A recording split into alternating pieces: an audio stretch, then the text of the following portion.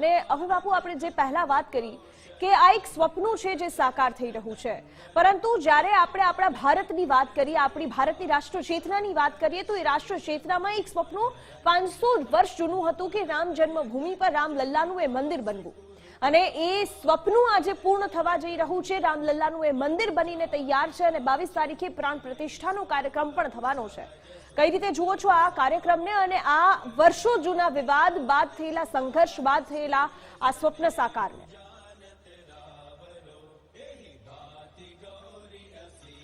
ખૂબ ખૂબ ધન્યવાદ દિવ્યાબેન। આપે ખૂબ સુંદર વાત પૂછી છે, કારણ કે 9 નવેમ્બર 2019ના રોજ સુપ્રીમ કોર્ટના જે ચુકાદો આવ્યો તે જ દિવસથી તમામ હિન્દુસ્તાનના અને સનાતની ધર્મ ભાઈઓ, વિશ્વના તમામ સનાતનીઓને એક આંખમાં એક સપનું રમતું હતું કે હવે આપણા પરમાત્મા આપણા મંદિરની અંદર, નિજ ધામની અંદર નિવાસ કરશે। અને આજે 4 વર્ષ પછી જ્યારે આ સપનું સાકાર થવા જઈ રહ્યું છે ત્યારે સનાતની ભાઈઓના હૃદયમાં કેટલો આનંદ અને ઉમંગ હોય એ તો આપણે એક અનુભૂતિ જ કરી શકીએ। અને આને આપણે એ રીતે મૂલવી શકીએ છીએ કે આજે જેમ ભગવાન 14 વર્ષ પછી જ્યારે અયોધ્યા છોડીને ગયા અને 14 વર્ષ પછી પાછા લંકા ઉપર વિજય કરી ભગવાન પરત અયોધ્યામાં આવ્યા અને તે વખતે અયોધ્યાવાસીઓએ જે ઉત્સવ ઉજવ્યો હતો, આપણે ભલે આજે 500 વર્ષ જૂની લડાઈ લડી અને આજે ભગવાન રામ પોતાના નિજ ગૃહમાં પ્રવેશ કરી રહ્યા છે, ત્યારે અમને અને સનાતની સંતોને એમ લાગે છે કે અમારા પરમાત્મા ખરેખર આજે હજારો લાખો વર્ષ પછી જેમ અયોધ્યામાં પાછા આવ્યા હતા એવી જ રીતે આજ અમારા રામ પણ આજ અયોધ્યાની અંદર પુનઃ પ્રસ્થાપિત થઈ રહ્યા છે। અને અમારો રામ આજે જ્યારે આવી રહ્યો હોય ત્યારે સંતો સનાતનીઓના હૃદયની અંદર જે ઉમંગ હોય છે, જે આનંદ હોય છે, જે શ્રદ્ધા હોય છે, જે વિશ્વાસ એ શબ્દની અંદર વર્ણન થઈ શકે એમ નથી। બેન, આપ સૌ આ અનુભવને જાણો છો અને આપ સૌ આ અનુભવને માણવાની પણ આપણે 22 તારીખ નજીક આવી રહી છે, એટલે તમામ હિન્દુ ભાઈઓ, સનાતની ભાઈઓ આ પળને જોવા, જાણવા, માણવા અને એને અનુભવવા માટે તત્પર બની રહ્યા છે, થનગની રહ્યા છે। આજ આપણું વર્ષો જૂનું સપનું સાકાર થતું હોય, એક નાનું એવું માણસનું સપન હોય કે હું નાનું એવું મારું ઘર બનાવીશ અને એ ઘરની અંદર મારો પરિવાર રહેશે, એવું સપનું જ્યારે એનું સાકાર થતું હોય, એનું નાનું ઘર બનીને તૈયાર થઈ જતું હોય અને એ કેટલો ખુશ હોય તમે વિચાર તો કરો। આખા જગતનો પરબ્રહ્મ પિતા પરમાત્મા શ્રી રામ જ્યારે પોતાના ખરેખર પોતાનું જે હકનું ઘર છે એ ઘરની અંદર આજે આટલા વર્ષો પછી ઉપસ્થિત થતા હોય, એમાં રહેવા માટે જ્યારે જતા હોય ત્યારે સનાતનીઓના હૃદયની જે ઉત્કંઠાઓ હોય છે, જે આકાંક્ષાઓ હોય છે, જે આશાઓ હોય છે એને આપણે શબ્દમાં કહી ન શકીએ, પણ એટલું જ કહીશું કે અમારો પ્રાણ, અમારો આત્મા આજ 22મી જાન્યુઆરીએ એના નિજ ગૃહમાં વિરાજમાન થઈ રહ્યા છે, એનાથી વિશેષ અમે કંઈ કહી શકીએ નહીં। ચોક્કસથી। અને અભિ બાપુ, જે રીતે અયોધ્યાનો એક ઇતિહાસ રહ્યો છે અને આ ઇતિહાસ માત્ર અયોધ્યાનો નથી અને એટલા જ માટે આ ઇતિહાસ બાદ जी हाँ देखा बहुत हुई है, बहुत पूरी बदल गई, मतलब थोड़ा नहीं बहुत ज्यादा ही बदला हुआ है। बहुत दिनों से इंतजार था इसका। क्या नाम है आपका? तारावती पाल, कहाँ से आई हैं? बारा खान, दर्शन नगर, फैजाब, अयोध्या। कब से इंतजार था मंदिर में? बहुत दिनों से। यहाँ क्या देखने आई हैं? मोदी जी को। मोदी जी को देखने आई हैं। जी कैसा लग रहा है आज? बहुत अच्छा लग रहा है। मेरी अयोध्या बहुत धूमधाम से है। क्या नाम है आपका? हाँ, क्या नाम? राकेश दास। कैसा लग रहा है आज, क्योंकि पीएम मोदी खुद आए हैं? अच्छा लग रहा है, अच्छा लग रहा है। अयोध्या अच्छा है ही है, अच्छा लगेगा ही। कितनी तस्वीर बदली है अयोध्या की? सड़कें बहुत बनी है, सब कुछ बना है, लेकिन एक ही तकलीफ है कि अयोध्या को धार्मिक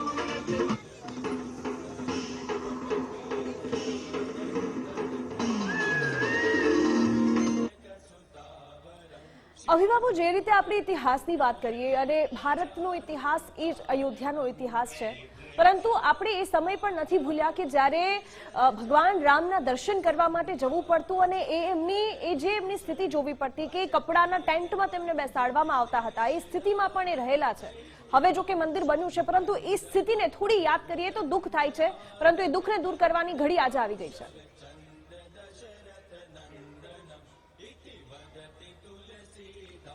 જી દિવ્યાબેન, આ આપે ખૂબ સુંદર વાત પૂછી છે.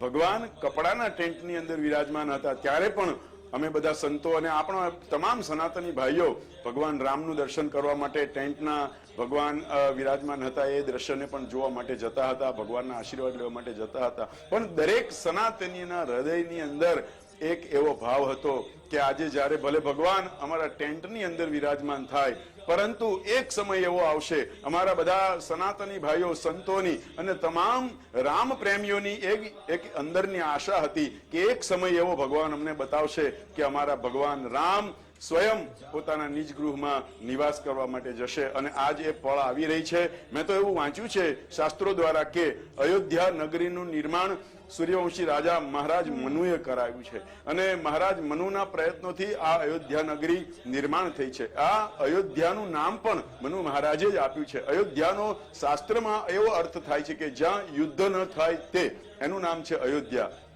જોકે આપણે કાનૂની યુદ્ધ તો જોયું જ છે. 500 વર્ષથી આપણે આ રામલલા ભગવાન એના પોતાના નિજ મંદિરમાં ન હતા એ પણ આપણે દ્રશ્યો જોયા છે. અને હવે જ્યારે આજ 500 વર્ષ પછી ભગવાન પોતાના રાજ્ય જે રામ વડાપ્રધાન નરેન્દ્ર મોદી કે જે રામ જન્મભૂમિ પર પહોંચ્યા છે, એટલું જ નહીં અહીંયા અનેક વિકાસના કાર્યોનું તેમણે લોકાર્પણ પણ કર્યું છે. રેલવે સ્ટેશનનું લોકાર્પણ કર્યું, રેલવેને લીલી ઝંડી બતાવી છે અને હવે વડાપ્રધાન નરેન્દ્ર મોદી એરપોર્ટ ખાતે પહોંચશે અને એરપોર્ટનું પણ લોકાર્પણ તેઓ કરવાના છે. અયોધ્યામાં જે ઇન્ટરનેશનલ એરપોર્ટ છે તેનું લોકાર્પણ તેમના દ્વારા કરવામાં આવનાર છે. અને અભયબાપુ અમારી સાથે સતત જોડાયેલા છે. અભયબાપુ, જે રીતે આપણે પહેલા પણ વાત કરી, અયોધ્યા નગરી એ અવધ નગરી, એ રામની નગરી, અનેક નામો છે, અનેક ઉપનામો છે, પરંતુ એ અયોધ્યા નગરીમાં આપણે અધ્યાત્મ તો જોઈશું જ, પરંતુ આ સાથે સાથે આધુનિકતા પણ આપણને જોવા મળશે. એ અયોધ્યા નગરી આપણને વિકસિત અયોધ્યા નગરી પણ જોવા મળશે અને એ પણ કદાચ આ સરકારના કારણે જ.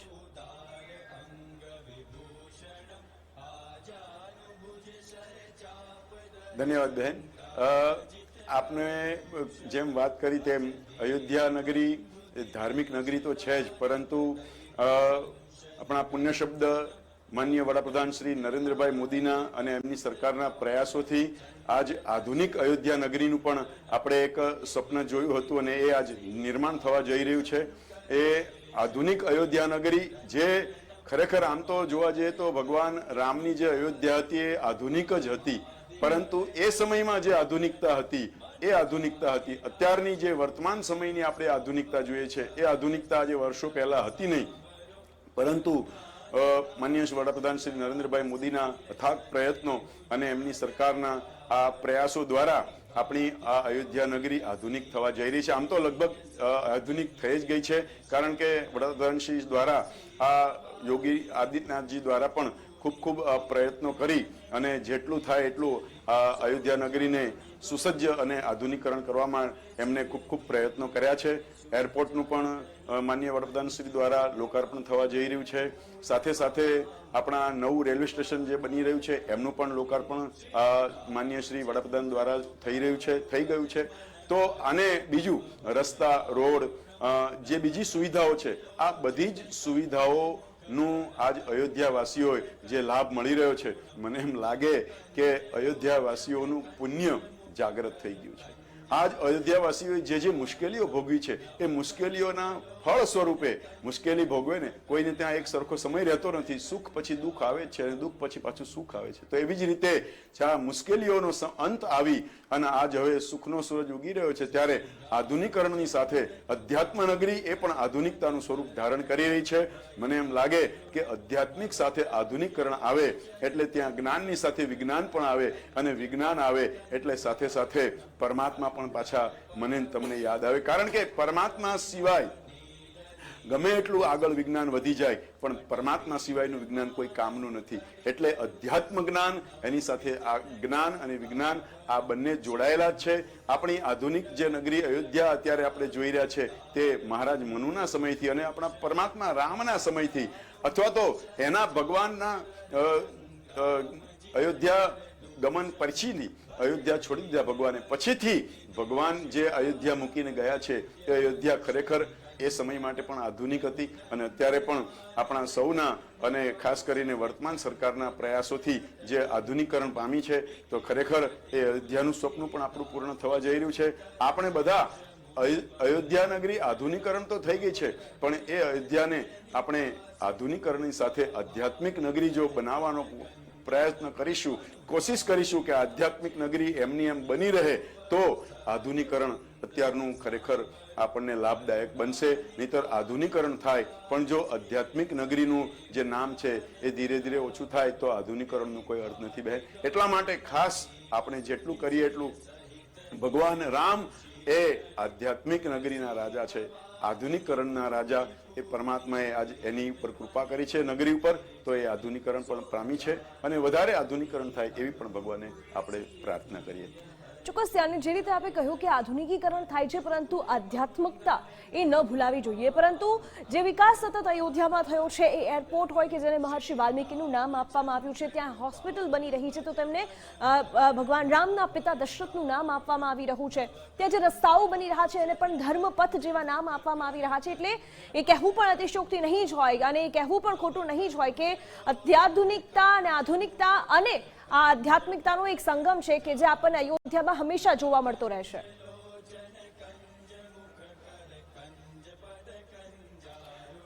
અયોધ્યા નગરી તો પહેલેથી જ આધ્યાત્મિક નગરી છે જ બેન. આધ્યાત્મિક નગરી અને જ્યાં અધ્યાત્મ છે ત્યાં આધુનિકરણની આમ ખૂબ જે જરૂરિયાતો હોય છે એ બધી જરૂરિયાતો અધ્યાત્મ દ્વારા પણ પૂરી થતી હોય છે. પરંતુ આજે વર્તમાન સમયની અંદર આપણે દરેક જગ્યાએ આધુનિકરણ જોઈએ છે એટલે ત્યાં પણ આધુનિકરણ જરૂરી છે.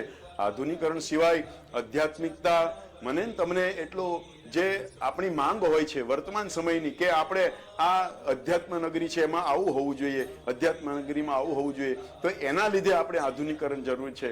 પણ આધુનિકરણની સાથે સાથે આધ્યાત્મિકતા પણ એટલી જ જરૂરી છે. એટલે જે રોડ રસ્તાઓ છે, જે માર્ગો છે, જે હોસ્પિટલ છે, જે રેલવે સ્ટેશન છે, જે આપણું એરોડ્રામ સ્ટેશન છે, એરપોર્ટ સ્ટેશન છે, આ બધાનું નામ ખરેખર આમ તો અયોધ્યા નગરીને અનુરૂપ જ હોવું જોઈએ. એટલા માટે જે વર્તમાન સમયમાં જે નામ હતા એને આપણી આ લોકપ્રિય સરકાર એને પુનઃ એનું જે નામ હતું એ નામ આપવા જઈ રહી છે. એટલે આધુનિકરણ આમ ગણીએ તો બરાબર છે, પણ આધુનિકરણ કરતા પણ હું એવો શબ્દ વાપરીશ કે ભૂતકાળમાં જે નામો હતા એ નામ પાછા અયોધ્યાને મળી રહ્યા છે એવું મને લાગી રહ્યું છે.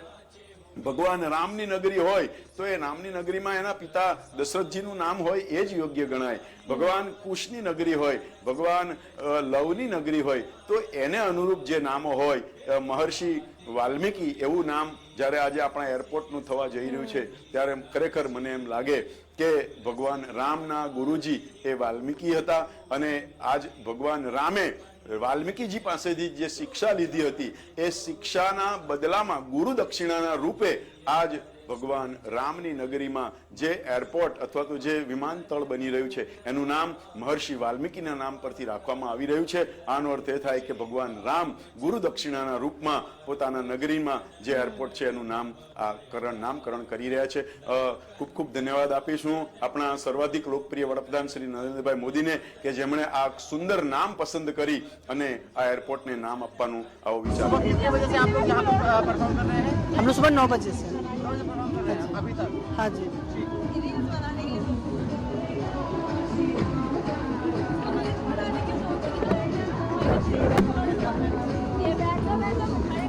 भाई विष्णु कुमार ना જે પ્રકારે તમામ જે કાર્યક્રમો અને ઉત્સાહ પણ થઈ રહ્યા છે એ તમામ ટેબ્લો કે જેમાં એ તમામ જે અહીં જે લોકો આવ્યા છે અને તેમના દ્વારા જે કાર્યક્રમો કરવામાં આવ્યા છે અતિ સુંદર કાર્યક્રમો તેમના દ્વારા કરવામાં આવ્યા છે. અલગ અલગ પોશાક, અલગ અલગ વેશભૂષામાં તેમના દ્વારા હલાદક અને સુંદર કાર્યક્રમો છે તેની રજૂઆત કરવામાં આવી રહી છે.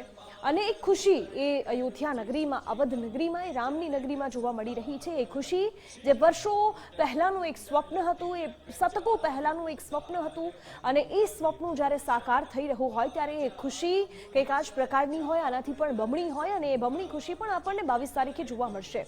અયોધ્યા નગરી 22 તારીખની રાહ જોઈ રહ્યું છે, એટલું જ નહીં દેશ આખો એ 22 તારીખની રાહ જોઈ રહ્યો છે કે જ્યારે આખા દેશના આખા અયોધ્યા નગરીના ઇતિહાસ, તેમના દેશના ઇતિહાસ, એ સંઘર્ષ, એ વિવાદો, એ રમખાણો, એ જેટલા લોકોના જીવ ગયા છે, એ તમામ લોકોની આત્મા પણ ખુશ થતી હશે, એ આત્મા સંતૃપ્ત થતી હશે કે આજે જે વર્ષો જૂનો વિવાદ અને વર્ષો જૂના સંઘર્ષ બાદ આખરે રામ ભગવાનનું મંદિર ન માત્ર બનીને તૈયાર થયું છે, પરંતુ તેમાં રામલલ્લાની પ્રાણ પ્રતિષ્ઠા પણ થવાની છે.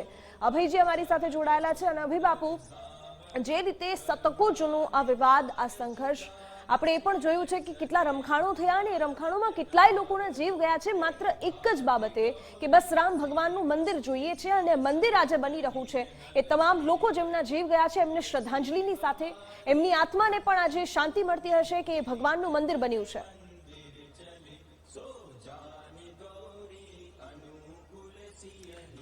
જી બેન, કારણ કે આપણે ભૂતકાળ પણ જોયો છે અને વર્તમાનકાળ પણ જોઈ રહ્યા છે.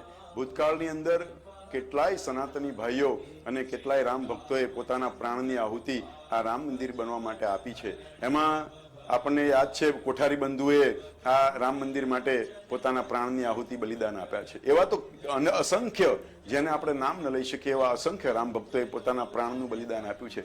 પણ હું એટલું કહીશ કે જેમણે પોતાના પ્રાણની બલિદાનની આહુતિ આપી છે, આજ એના ફળ સ્વરૂપ, જેમણે પોતાના પ્રાણની આહુતિ આપી છે, આજ એના ફળ સ્વરૂપ આપણને આ દ્રશ્ય જોવાનો અવસર મળી રહ્યો છે. મને એમ લાગે કે જે હુતાત્માઓએ, જે વ્યક્તિઓએ રામ ભગવાનને માટે પોતાનું પ્રાણ ન્યોછાવર કર્યો છે, એ વ્યક્તિઓ આજ અંતરિક્ષમાંથી આ દ્રશ્ય જોતા હશે અને એવો પણ એમ વિચાર કરતા હશે કે આજ અમને પણ જો સશરીર હોત તો અમને પણ આ અયોધ્યાની અંદર આવો દુર્લભ દ્રશ્ય જોવાનો અમને અવસર પ્રાપ્ત થયો હોત. પણ મને એમ લાગે કે કોઈ પણ વસ્તુ બલિદાન વગર એનું પરિણામ પ્રાપ્ત થવું મુશ્કેલ હોય છે. એટલે જે હુતાત્માઓએ બલિદાન આપ્યા છે પોતાના પ્રાણના, એ તમામ બલિદાન આપનાર વ્યક્તિઓને મારો પરમાત્મા પોતાના રામ એના ચરણોની અંદર એ લોકોને સ્થાન આપે અને એમને અનંત યુગો સુધી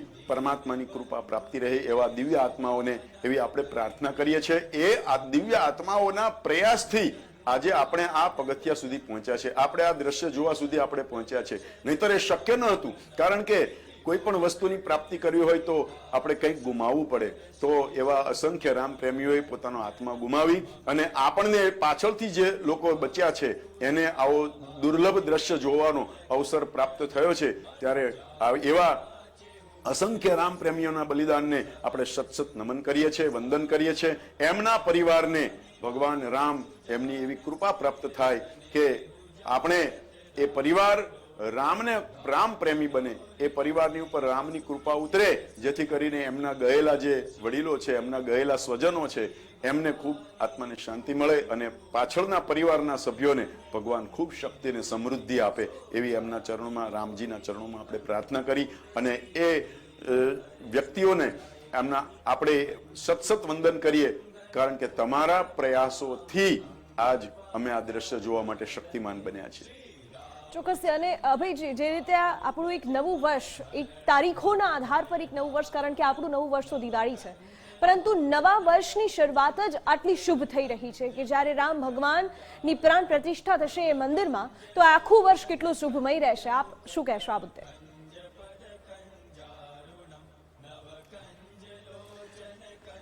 દિવ્યાબેન, 2024નું વર્ષ એ ખૂબ શુભ છે. કારણ કે 2024ની શરૂઆત થાય અને બરાબર 22મા દિવસે જ અયોધ્યાની અંદર આવો સુંદર માહોલ સર્જાય. એટલે 2024નું વર્ષ તો ખરેખર ભારત માટે પણ ખૂબ સારું છે. અને હું એટલું ચોક્કસ કહીશ કે 2024ની વર્ષની અંદર આપણી લોકસભાની ચૂંટણીઓ પણ આવી રહી છે. તો આ લોકસભાની ચૂંટણીની અંદર પણ ભગવાનને જેમણે મદદ કરી છે, જેમણે સનાતન ધર્મને મદદ કરી છે, જેમણે સનાતન ધર્મના પાયા મજબૂત કરવા માટે રાત દિવસ જોયા નથી. शायद मॉल में आए हैं, रेलवे स्टेशन लग ही नहीं रहा था मेरे को. Okay, thank you.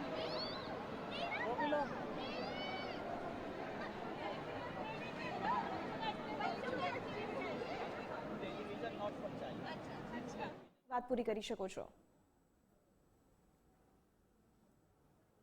સરકાર દ્વારા જે પ્રયાસો થઈ રહ્યા છે અને ભવિષ્યમાં હજી જે થવાના છે એ 2024ની અંદર ખૂબ વેગવાન બને, આપણું ભારત સર્વાધિક સર્વોચ્ચ અને શિરમોર બને એવી આપણે સંતો દ્વારા અમારી અપેક્ષા છે. અમારા ખૂબ ખૂબ શુભાશીષ છે વર્તમાન સરકારને અને વડાપ્રધાન નરેન્દ્રભાઈ શ્રી મોદી સાહેબને કે ખૂબ આગળ વધે અને સનાતન ધર્મના વિકાસને અંદર એમનું ખૂબ મોટું યોગદાન હોય એવી ભગવાનના ચરણોમાં અમારી પ્રાર્થના છે. ચોક્કસથી. અને અભય બાપુ, જે રીતે આપણે ગુજરાતની વાત કરીએ તો ગુજરાતમાં પણ સતત વિકાસ તો થઈ જ રહ્યો છે, પરંતુ અયોધ્યા સાથે અને ખાસ કરીને મંદિર સાથે પણ એક કનેક્શન રહેશે, કારણ કે ગુજરાતથી એ ધ્વજદંડ હોય કે પછી એ ડમરું હોય, અનેક વસ્તુઓ ત્યાં જવાની છે. તો એ સીધી જ અયોધ્યામાં જઈને ગુજરાતીઓને પણ યાદી આપશે કે આપણા પણ અહીં તત્વો રહેલા છે, આપણા પણ અંશો આ મંદિરમાં રહેલા છે.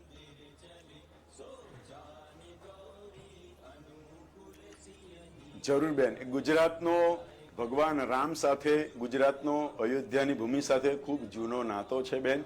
કારણ કે આપણે ખબર છે કે માં શબરી મૈયાના એઠા બોર ભગવાને રામ ખાધા છે.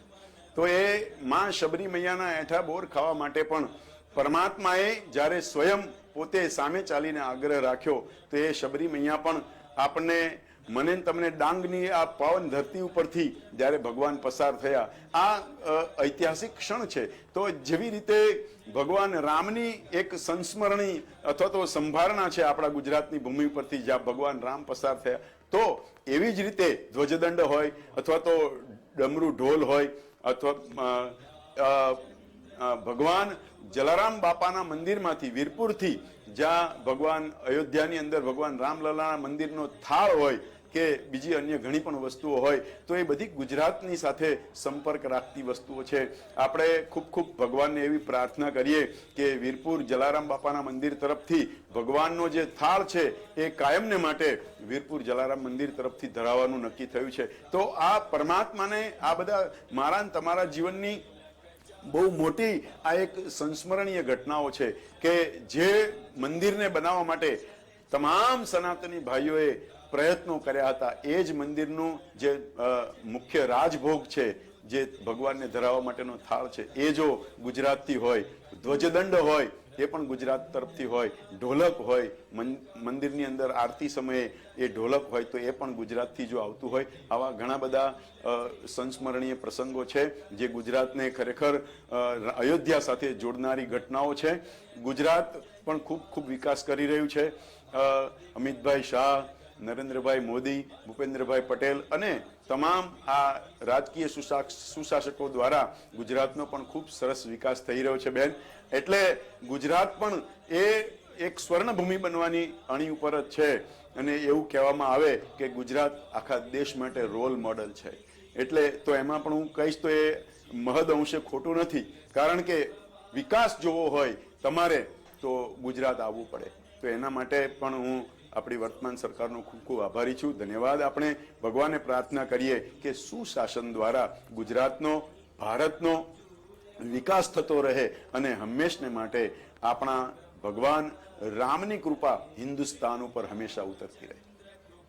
ચોક્કસ. અને અત્યારે આ સીધા જ લાઈવ અયોધ્યા ધામથી દ્રશ્યો સામે આવી રહ્યા છે. અહીંયા વડાપ્રધાન નરેન્દ્ર મોદીનો ભવ્ય રોડ શો થઈ રહ્યો છે અને તે જ દરમિયાન અહીં જે પ્રતિમાઓ રસ્તાઓ વચ્ચે મૂકવામાં આવી છે તે નિહાળતા વડાપ્રધાન જોવા મળી રહ્યા છે અને અહીંથી તેઓ સીધા રેલવે સ્ટેશન સુધી પહોંચવાના છે. રેલવે સ્ટેશનનું લોકાર્પણ વડાપ્રધાન કરશે. મહર્ષિ વાલ્મીકીના નામથી આ જે ઇન્ટરનેશનલ એરપોર્ટ છે તે બનાવવામાં આવ્યું છે. ભવ્યાતિ ભવ્ય એરપોર્ટ પણ છે, કારણ કે જે પ્રકારે ઇન્ટરનેશનલ એરપોર્ટની એ તમામ સુવિધાઓ છે અહીં ઉપલબ્ધ રાખવામાં આવી છે.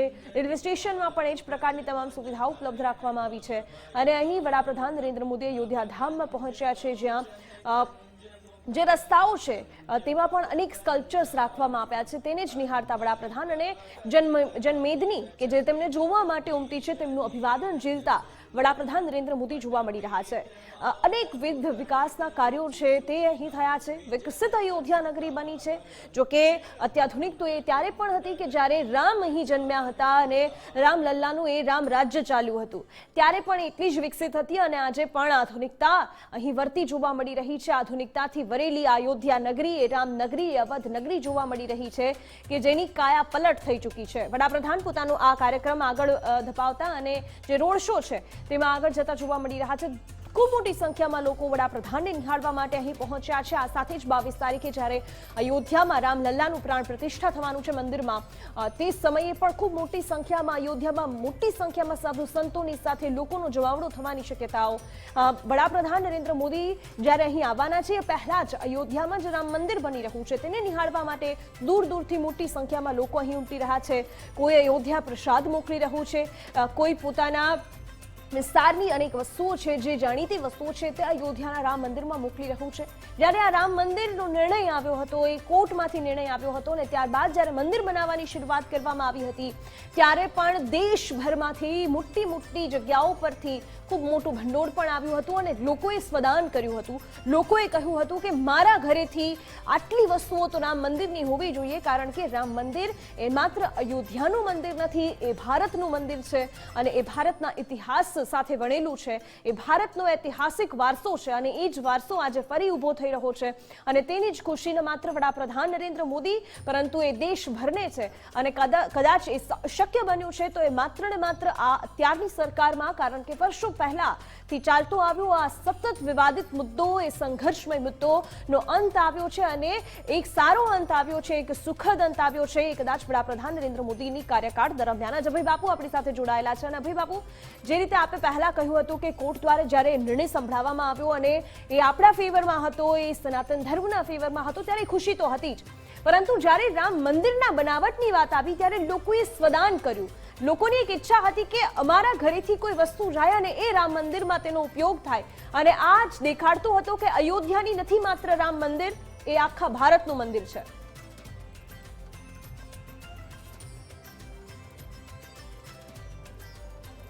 દિવ્યાબેન ધન્યવાદ.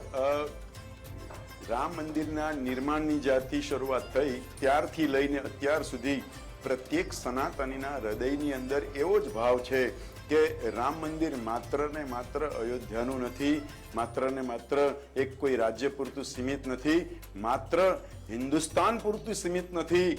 રામ મંદિર તો વિશ્વનું મંદિર છે અને એટલા માટે વિશ્વભરમાં રહેલા આપણા સનાતની ભાઈઓએ, રામ પ્રેમી ભાઈઓએ પોતપોતાનાથી જે કંઈ શક્તિ ભક્તિ મુજબ પોતાનું જે કંઈ યોગદાન હોય, પોતાનું જે કંઈ ધનરાશિ હોય તે અયોધ્યા મોકલવા માટેના પ્રયાસો કર્યા છે અને હજુ પ્રયાસો પોતપોતાની રીતે ચાલુ જ છે. તો આ આપણું એક વિશ્વ ધરોહર છે. રામ મંદિરે માત્ર આપણા અયોધ્યા પૂરતું સીમિત થઈ જશે એવું નથી. રામ મંદિરે વિશ્વ ધરોહર છે અને હું તો એટલી ભગવાન રામજીના ચરણોમાં હનુમાનજી મહારાજને એવી પ્રાર્થના કરીશ કે હે હનુમાનજી મહારાજ, હે ભગવાન રામજી, જેમ વિશ્વની અંદર 7 અજાયબીઓ છે એવી જ રીતે આજ રામ મંદિરની પ્રાણ પ્રતિષ્ઠા થઈ જાય ત્યાર પછીથી આજ વિશ્વની અંદર 8મી અજાયબી તરીકે રામ મંદિરની ગણના થવી જોઈએ એવી મારી ભગવાનના ચરણોમાં દિલપૂર્વક, હૃદયપૂર્વકની પ્રાર્થના છે બેન. તો તમામ સનાતની જે ભાઈઓ છે, રામ પ્રેમી જનતા છે, એ બધાએ આ રામ મંદિર અમારું જ છે, મારું જ છે એમ સમજી અને આજ પોતાના પ્રયત્નો, પોતાના યોગદાનો આપ્યા છે. એટલે આ રામ મંદિર પ્રત્યે તમામને પોતાની હૃદયની આસ્થાઓ જોડાયેલી છે. વિશેષ આપણા હિન્દુસ્તાનની બહાર એટલે કે વિદેશના જે દેશોમાં પણ આપણા સનાતની ભાઈઓ રહે છે, વિદેશની અંદર પણ આપણા જે રામ પ્રેમીઓ વસે છે, એ લોકોને પણ રામ મંદિર પ્રત્યે એટલી જ આસ્થા, એટલો જ પ્રેમ અને એટલી જ સહાનુભૂતિ છે જેટલી આપણા હિન્દુસ્તાન વાસીઓને છે. એટલે આ રામ મંદિર કંઈ માત્ર એક ગામ, એક તાલુકા, રાજ્ય પૂરતી મર્યાદિત નથી. રામ મંદિર એ વિશ્વ ધરોહર છે અને વિશ્વ ધરોહર જો આપણા યુનેસ્કોને આ 7 અજાયબીઓમાંથી એક 8મી અજાયબી તરીકે જો જાહેર કરે તો એમાં અતિશયોક્તિ નથી. જી, અને અભયજી, જ્યારે આપણે એ ધનરાશિની વાત કરી રહ્યા છીએ કે પોતે સ્વદાન કર્યું છે લોકોએ અને ખૂબ મોટી સંખ્યામાં હજુ થઈ રહ્યું છે, પરંતુ જ્યારે આ રામ મંદિરની બનાવટની વાત આવી ત્યારે પણ એ વાત ખૂબ ધ્યાનમાં રાખવામાં આવી હતી કે અલગ અલગ વિસ્તારોમાંથી અહીં વસ્તુઓ આવી હતી. અભય બાપુ, આપ અમારી સાથે જોડાયેલા રહેશો, પડે પડની અપડેટ અયોધ્યાથી જે આવી રહી છે આપના સુધી પહોંચાડતા રહીશું, પરંતુ હાલ રોકાઈશું એક બ્રેક માટે. વડાપ્રધાન નરેન્દ્ર મોદી જ્યારે અયોધ્યાની મુલાકાતે છે, વિવિધ વિકાસ કાર્યોનું વડાપ્રધાન દ્વારા લોકાર્પણ કરવામાં આવ્યું છે. અયોધ્યા ધામ જંકશન રેલવે સ્ટેશનનું ઉદ્ઘાટન પણ કરવામાં આવ્યું છે. તો વડાપ્રધાન નરેન્દ્ર મોદીએ સ્ટેશનનું ઉદ્ઘાટન કર્યું છે. વડાપ્રધાન મોદી દ્વારા નવનિર્મિત રેલવે સ્ટેશનનું પણ નિરીક્ષણ કરવામાં આવ્યું. તો સીએમ યોગી આદિત્યનાથ, મંત્રી અશ્વિની વૈષ્ણવ પણ તેમની સાથે ઉપસ્થિત રહ્યા. વિવિધ વિકાસ કાર્યોની વડાપ્રધાન નરેન્દ્ર મોદી દ્વારા યુપી વાસીઓને ભેટ આપવામાં આવી છે. સાથે જ અમૃત ભારત ટ્રેન, વંદે ભારત ટ્રેનને પણ લીલી ઝંડી આપવામાં આવી છે. આપણી સાથે અભય બાપુ જોડાઈ ગયા છે લાઈવ. અભય બાપુજી, વડાપ્રધાન નરેન્દ્ર મોદી દ્વારા હજારો કરોડના વિકાસ કાર્યોની ભેટ અને ખાસ કરીને નવનિર્મિત જે રામ મંદિર બનાવવા આવ્યું છે, લોકોની આસ્થા સાથે ક્યાંક ને ક્યાંક જોડાયેલું છે. લોકોનામાં પણ ઉપાસના છે કે જલ્દી હવે આ રામ મંદિરનું ચાલુ થઈ જાય અને લોકો હવે ત્યાં મંદિર આસ્થા માટે પહોંચે. આ મામલે આપનું શું કહેવું છે?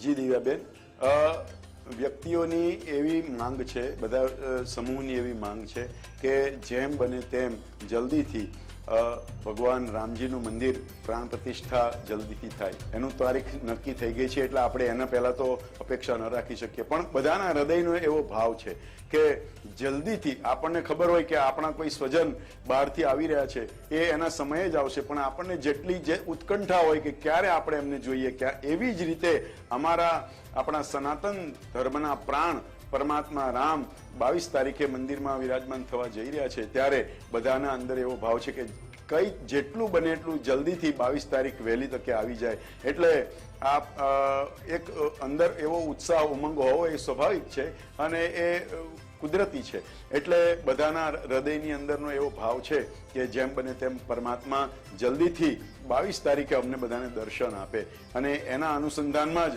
આપણા વડાપ્રધાન શ્રી અયોધ્યાની અંદર લોકાર્પણ કરી રહ્યા છે. જુદી જુદી વસ્તુઓ ના ઉદ્ઘાટન એમના શ્રી કરકમળ દ્વારા થઈ રહ્યા છે. એટલે એ ખૂબ સદભાગ્યની વાત છે અને આ એક ઐતિહાસિક ક્ષણ છે. આ ઐતિહાસિક ક્ષણને જે સાક્ષી બન્યા છે એ ખરેખર ખૂબ સદભાગી છે. કારણ કે વડાપ્રધાન શ્રીના હાથે અને અયોધ્યા નગરીની અંદર આવા ભવ્યાતિ ભવ્ય કાર્યક્રમોનું સુંદર આયોજન કરવામાં આવ્યું છે. અને એમાં જે લોકો આજે પોતાની નજરે જે આ દ્રશ્ય નિહાળી રહ્યા છે, ખરેખર હું એમ કહીશ કે જેણે કેટલાય જન્મોના પુણ્ય કર્યા હોય તેમને આ દ્રશ્ય જોવાનો પરમાત્માએ અવસર આપ્યો છે. તો આવું સુંદર દ્રશ્ય જે લોકો જોઈ રહ્યા છે એમને પણ હું ખૂબ ખૂબ અભિનંદન આપીશ. અને સાથે સાથે અમે સંતો પણ અને ખૂબ ખૂબ પોતાની જાતને અભિવાદિત કરીએ છીએ, સદભાગી ગણીએ છીએ કે અમને પણ રામ મંદિર તીર્થક્ષેત્ર ટ્રસ્ટ દ્વારા અહીંયા 22 તારીખે ત્યાં રામલલ્લાના દર્શન કરવાનું અમને આમંત્રણ પ્રાપ્ત થયું છે. તો ખરેખર આ એક ઐતિહાસિક ક્ષણ બનવા જઈ રહી છે અને ન ભૂતો ન ભવિષ્યતિ એવું કહીશ તો પણ એમાં અતિશયોક્તિ નથી. કારણ કે આવો દિવ્ય પ્રસંગ, આવો ભવ્ય પ્રસંગ આપણી હિન્દુસ્તાનની ધરતી પર નિર્માણ થવા જઈ રહ્યો છે. તો એના આપણે સૌ સાક્ષી બનીએ અને એ સાક્ષી બનવા માટે જે અંદરથી ઉત્કૃષ્ટતા છે એ પરમાત્મા દિવસે ને દિવસે વધારે છે. એટલે આવો માહોલ સર્જાયો છે. બધાના હૃદયની અંદર એક જ ભાવના છે કે ક્યારે 22 તારીખ આવે અને ક્યારે આપણે ભગવાનને પોતાના ઘરમાં નિહાળીએ. એવો જનમાનસની અંદર આ એક હૃદયની અંદરથી જાગતો પ્રવાહ છે અને એ પ્રવાહ અંદરથી પ્રસ્ફુરિત થાય એ સ્વાભાવિક છે, બટ નેચરલ છે. જી અભય બાપુજી, અયોધ્યા કહી શકાય અને યુપી રાજ્યમાં જ નહીં, દેશ વિદેશમાં તમામ લોકો આતુરતાથી રાહ જોઈ રહ્યા છે કે જલ્દી પ્રાણ પ્રતિષ્ઠા થાય મંદિરની અને તે લોકો દર્શન કરવા માટે પહોંચે. સૌ કોઈમાં આસ્થા છે ભગવાન રામને લઈને. 7 અજુબા તો છે દુનિયામાં, આ 8મો બની જાય તો નવાઈ નહીં. તે વિશે આપ શું કહેશો?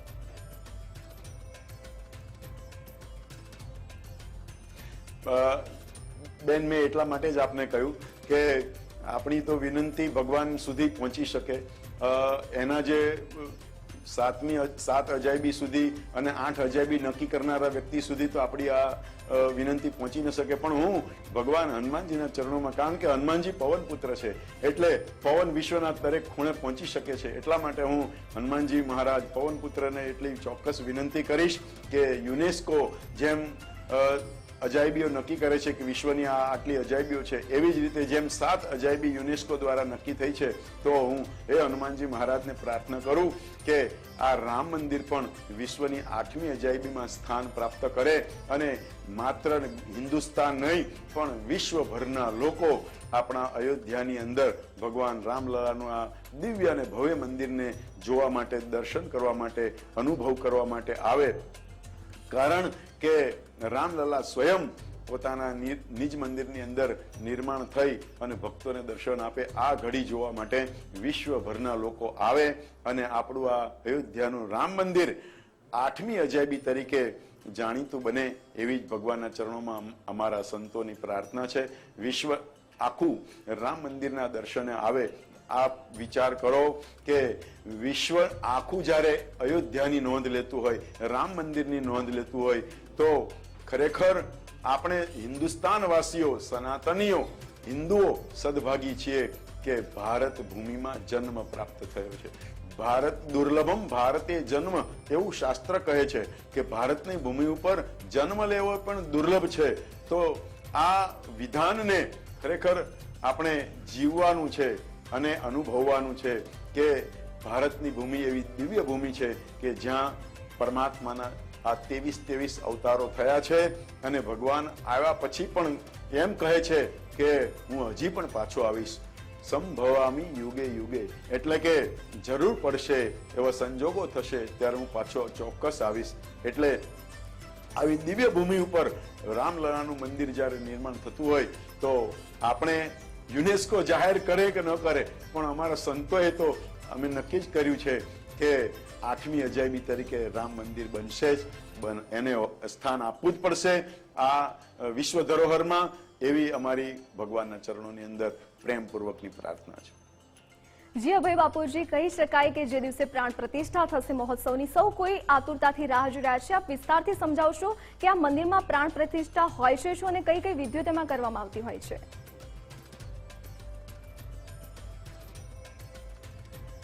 ખૂબ સુંદર પ્રશ્ન છે બેન આપનો. કર્મકાંડને અનુલક્ષીને આપનો આ પ્રશ્ન છે. પ્રાણ પ્રતિષ્ઠાનો 3 દિવસનો આમ તો કાર્યક્રમ હોય છે સામાન્ય રીતે, પરંતુ રામ મંદિર એક ખાસ છે એટલા માટે ઘણા દિવસોથી આ પ્રાણ પ્રતિષ્ઠાનો એમને ત્યાં કાર્યક્રમ શરૂ થઈ ગયો છે. મને ખ્યાલ છે ત્યાં સુધી લગભગ 16 તારીખથી આ પ્રતિષ્ઠાનો કાર્યક્રમ જાન્યુઆરી મહિનામાં શરૂ થવાનો છે. એટલે 16 તારીખથી લઈ અને 22 તારીખે પ્રાણ પ્રતિષ્ઠા પૂર્ણ થશે.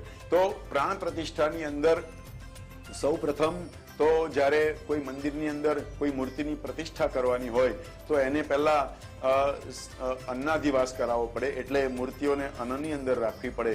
પછી ત્યાર પછીથી મૂર્તિઓને જલાધિવાસ કરાવવો પડે, એટલે પવિત્ર જળની અંદર રાખવી પડે. અને ત્યાર પછી નગર ચર્ચા એટલે કે નગર દર્શન માટે આ મૂર્તિઓને લઈ જવામાં આવે છે. એટલે મંદિરનો અને અયોધ્યા મંદિરની અંદર શું કાર્યક્રમ નક્કી થયા છે એ બધા નગરના અને અયોધ્યાવાસીઓને જ ખબર હોય છે એની ડિટેલ. પરંતુ હું એટલું ચોક્કસ કહીશ કે જે મૂર્તિઓ મંદિરની અંદર પ્રસ્થાપિત કરવાની હોય છે એ મંદિરની અંદર પ્રસ્થાપિત કરવાની મૂર્તિઓને નગર દર્શન અથવા તો मैं तो पहली बार आई हूँ तो लग ही रहा है देख के मुझे. चारों तरफ सजावट नजर हाँ जी हाँ जी, थैंक यू. राधे राधे.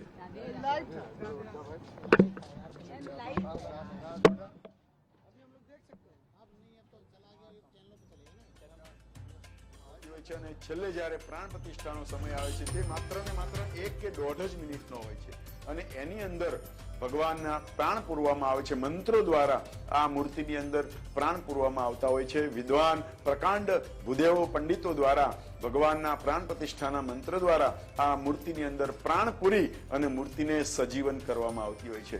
એ પછી અત્યાર સુધી એ માર્બલની અથવા તો જે કોઈ ધાતુ અથવા પથ્થરની મૂર્તિ હોય છે, પરંતુ પ્રાણ પ્રતિષ્ઠા થયા પછી અથવા તો પ્રાણ પ્રતિષ્ઠાના સમયે એ મૂર્તિની અંદર એ શબ્દ દ્વારા, મંત્રો દ્વારા એમાં પ્રાણ પૂરવામાં આવે અને એ પ્રાણ પુરાઈ જાય એટલે પછી એ કોઈ ધાતુ કે કોઈ પથ્થર કે કોઈ માર્બલ રહેતું નથી, એ સ્વયં પરમાત્માનું સ્વરૂપ બની જતી હોય છે. અને એનો એક પુરાવો પણ મળતો હોય છે કે જ્યારે જ્યારે મૂર્તિની પ્રાણ પ્રતિષ્ઠા કરવામાં આવે અને મૂર્તિની પ્રાણ પ્રતિષ્ઠાના સમયે એની સામે જ્યારે આંખ બંધ કરી એટલે કે મૂર્તિની ઉપર આંખની ઉપર પટ્ટી બાંધવામાં આવતી હોય છે અને જ્યારે પ્રાણ પ્રતિષ્ઠા થઈ અને એ પટ્ટી ખોલી એની સામે આયનો એટલે કે અરીસો ધરવામાં આવતો હોય છે, અને જેવો એ અરીસો ધરે એટલે તરત એ મૂર્તિનું તેજ એટલું દિવ્ય હોય છે કે એ મૂર્તિના તેજથી સામે ધરેલો અરીસાનો કાચ તૂટી જતો હોય છે. આ એનું વૈદિક પ્રમાણ છે. એટલા માટે આ પ્રાણ પ્રતિષ્ઠાનું આવું સુંદર કાર્ય મંદિરની અંદર કરવામાં આવતું હોય છે. સામાન્ય મંદિરની અંદર 3 દિવસનો પ્રાણ પ્રતિષ્ઠાનો કાર્યક્રમ હોય છે, પણ આપણું રામલલાના મંદિરની અંદર મારા માહિતી મુજબ લગભગ 16 તારીખથી પ્રાણ પ્રતિષ્ઠાનો કાર્યક્રમ શરૂ થવાનો છે. આવા દિવ્ય અને ભવ્ય પ્રાણ પ્રતિષ્ઠાના કાર્યક્રમની અંદર જેમને જે ભૂદેવોને અથવા તો જે વ્યક્તિઓને આ અંદર મંદિરની અંદર જઈને લાભ મળશે, મને એમ લાગે કે એની ઉપર રામની પૂર્ણ કૃપા હશે. એવા જ વ્યક્તિઓ. आज मौसम भी इतना वेदर इतना अजीब सा हो गया कि हम लोगों को सर्दी में मतलब ऐसे लग रहा है कि परफॉर्म नहीं कर पाते जैसे ही, लेकिन पीएम आए हैं तो काफ़ी अच्छा महसूस हुआ. उसके बाद एनर्जी आई है क्योंकि वो भी इतने पावरफुल बन के रहते हैं और एनर्जी में रहते हैं, तो हम लोगों को भी अच्छा लगा उनके साथ में.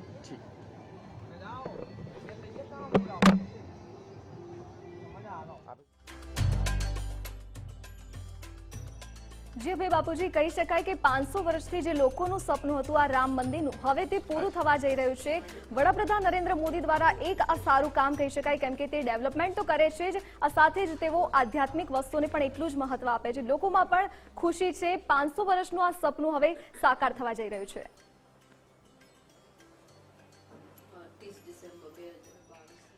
જી દિવ્યાબેન, 500 વર્ષ પહેલા જે લોકોએ સ્વપ્ન જોયું હતું કે અમારી અયોધ્યા નગરી આવી હોવી જોઈએ, આજ એ સપનું આજ 500 વર્ષ પછી સાકાર થવા જઈ રહ્યું છે, અને એનો સંપૂર્ણ શ્રેય આપણી વર્તમાન સરકારને છે.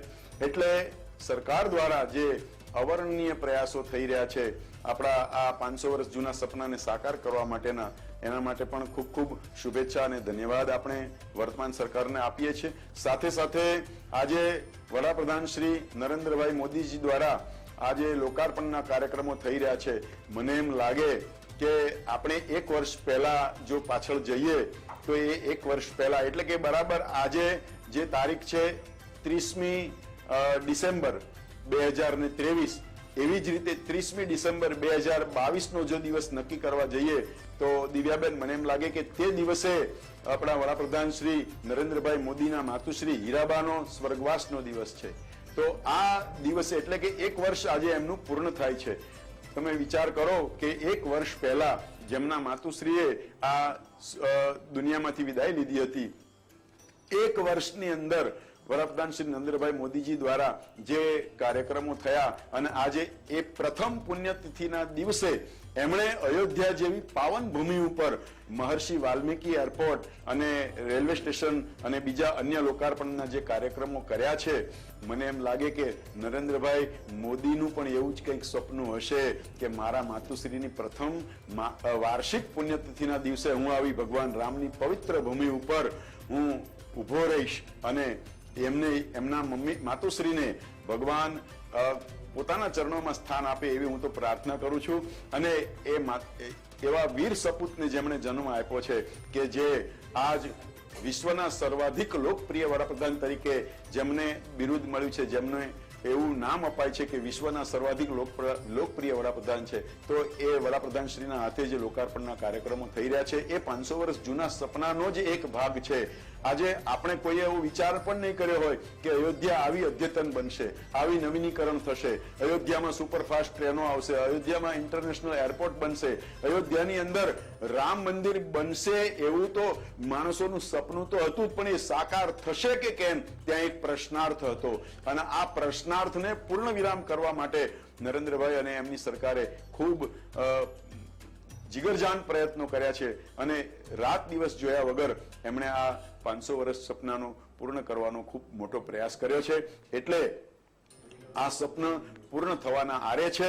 હવે થોડા જ ગણ્યા ગાંઠ્યા દિવસો બાકી હોય અને એ દિવસોને આપણે પસાર કરીએ એટલે ખરેખર આપણે જે 500 વર્ષ પહેલા લોકોનું જે સપનું હતું એના આપણે સહભાગી અને આપણે દ્રષ્ટા બનીએ એવી મારી ઈચ્છા છે કે આપ સૌ અયોધ્યા આવો, ભગવાન રામના દર્શન કરો. વિશ્વના તમામ સનાતની ભાઈઓ રામ પ્રેમીઓને હું કરબદ્ધ પ્રાર્થના કરીશ કે જીવનમાં એક વખત અયોધ્યા જરૂર પધારો, રામલલાનું મંદિર દર્શન કરો. આ ભગવાન રામની ભૂમિ છે, આ મારા પરમાત્માની ભૂમિ છે. એમાં આપ સૌ એક વખત અયોધ્યાની ભૂમિમાં આવનાર વ્યક્તિ પણ એટલો જ પાવન અને એટલો જ ભાગ્યશાળી હશે તો જ ભગવાનની ભૂમિ પર એ પ્રવેશ કરી શકે, પગ મૂકી શકે. તો આ 500 વર્ષ જૂનું સપનું સાકાર થવા જઈ રહ્યું છે, ત્યારે દરેકના હૃદયની જે ઉર્મિઓ છે, આનંદ છે, એ ખરેખર ડબલ બને, અનેક ગણા બને, એ સાહજિક છે, સ્વાભાવિક છે. જી, આપનું સ્વાગત છે ગુજરાત ફર્સ્ટમાં. અભયજી, જે રીતે અયોધ્યાની આ નગરી એક સ્વપ્નું, કદાચ શતકો જૂનું એ સ્વપ્નું આજે પૂરું થઈ રહ્યું છે, અને એ પણ સપના જેવું લાગે છે, પરંતુ આ સપનું નથી. અયોધ્યા નગરીનો આ વિકાસ અને અયોધ્યામાં પ્રાણ પ્રતિષ્ઠાના કાર્યક્રમને કઈ રીતે જોઈ શકાય?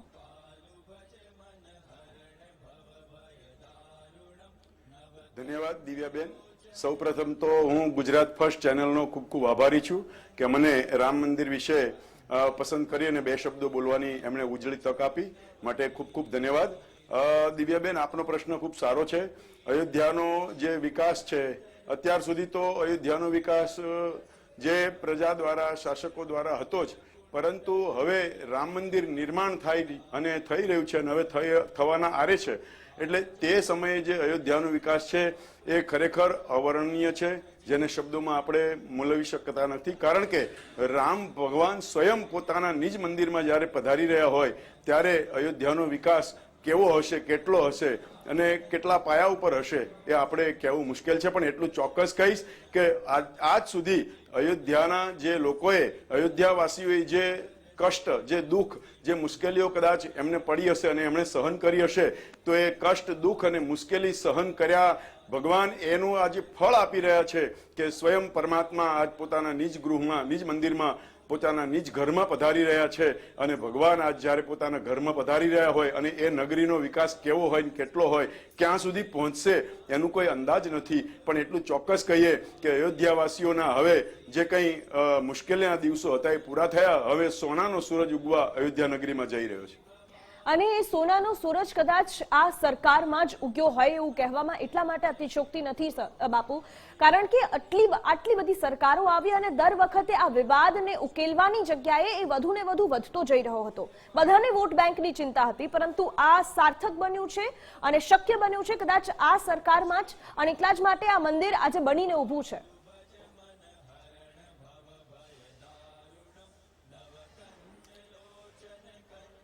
ખૂબ સાચી વાત છે દિવ્યાબેન આપની. કારણ કે આ અગાઉની જે સરકારો હતી એ અગાઉની સરકારોએ રામ મંદિર વિશે જે કંઈ પ્રયત્નો કર્યા હશે, પણ ખરેખર દિલથી અને ભાવથી, ધાર્મિક લાગણી અનુસાર, કોઈ પક્ષ અથવા તો કોઈ રાજકીય પાર્ટીને નહીં, પણ એક સનાતન ધર્મની ધજાને લહેરાવતી રાખવા માટે જે નરેન્દ્રભાઈ મોદી અને એમની સરકારે જે પ્રયત્નો કર્યા, અને એમના આ શુભ પ્રયત્નોથી જ્યારે આપણું આ મંદિર નિર્માણ થવા જઈ રહ્યું છે ત્યારે ખરેખર હૃદયમાં એટલી બધી ઉર્મિઓ જાગૃત થાય છે કે જેને આપણે શબ્દોમાં વર્ણન નથી કરી શકતા. બસ એટલું જ કહી શકીએ છીએ કે એનું અનુભૂતિ શક્ય છે, એનું વર્ણન શક્ય નથી. કારણ કે સરકાર દ્વારા જે પ્રયત્ન થયો છે અને હજી જે પ્રયત્નને સફળ બનાવવા માટે સરકારના જે કર્મચારીઓ છે એ તો પ્રયત્નશીલ છે જ, પરંતુ સાથે સાથે અયોધ્યા નગરીના પ્રત્યેક જીવો, પ્રત્યેક વ્યક્તિઓ આજ અયોધ્યાને ખરેખર ભગવાન રામ સ્વયં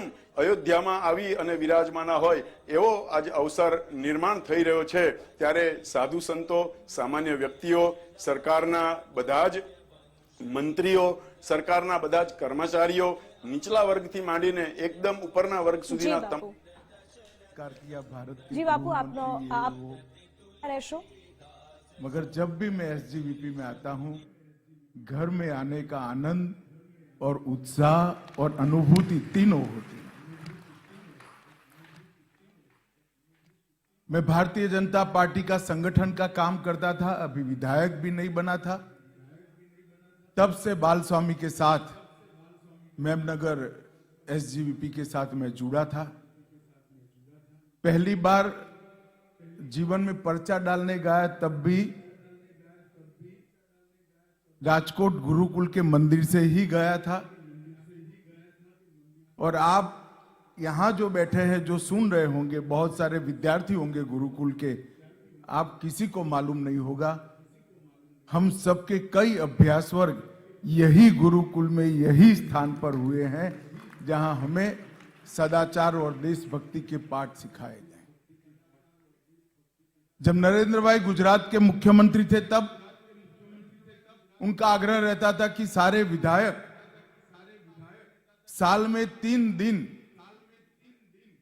अपनी पार्टी के सिद्धांत, अपनी पार्टी की कार्य संस्कृति और पार्टी को आगे ले जाने का निर्मल रास्ता, इसका चिंतन करना चाहिए। और ज्यादातर दिन ये अभ्यास वर्ग हमारे यहीं होते थे क्योंकि यहां पवित्र वातावरण भी था और संतों का आशीर्वाद भी था। तो ये गुरुकुल ने कई सारी सदप्रवृत्तियों में अपना योगदान दिया है। कई लोगों ने कहा जब तक व्यक्ति निर्माण अच्छे से नहीं होता है राष्ट्र निर्माण नहीं हो सकता है। और व्यक्ति निर्माण की परंपरा को एक भी उपदेश का वाक्य बोले बगैर गुरुकुल ने आत्मसात किया है। एक बच्चा यहां से आता है, देशभक्त और विद्वान नागरिक बनकर वापिस जाता है समाज के अंदर। बच्चे के अंदर भारतीय संस्कृति, सनातन संस्कृति, स्वामीनारायण संप्रदाय, भक्ति संप्रदाय, ये सारे संस्कार तो सिंचित होते ही है, मगर मैं बेरोक टोक कह सकता हूं कि राजकोट गुरुकुल से निकला हुआ बच्चा राष्ट्रभक्त बनकर भी निकलता है, राष्ट्रभक्त बनकर ही निकलता है। और ढेर सारे अनगिनत असंख्य अच्छे और सफल नागरिक इस गुरुकुल ने न केवल गुजरात, देश भर को दिए हैं। व्यसन मुक्त जीवन, हमेशा हरि की उपासना,